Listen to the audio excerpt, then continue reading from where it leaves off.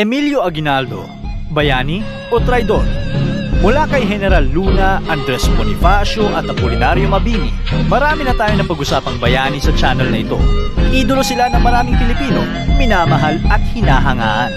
Subalit sa lahat ng kinikilalang bayani ng Pilipinas, may isa na laging nasa gitna ng mga kontrobersya, si Emilio Aguinaldo. Siya nga ba ang nagpapatay kay Bonifacio at General Luna? Binenta niya nga ba ang himagsikan para sa kanyang personal na pangangailangan?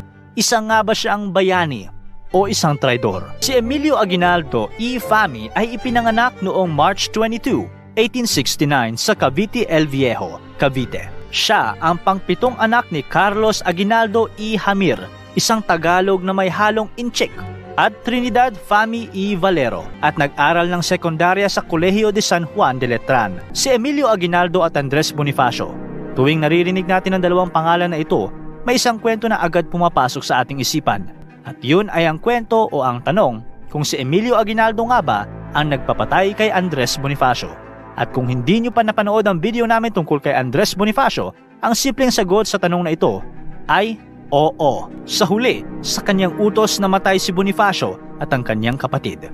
Noong 1948, may inilabas na liham si Aguinaldo kung saan inamin niya na siya ang nag-utos sa mga taong pumatay sa magkapatid na Bonifacio.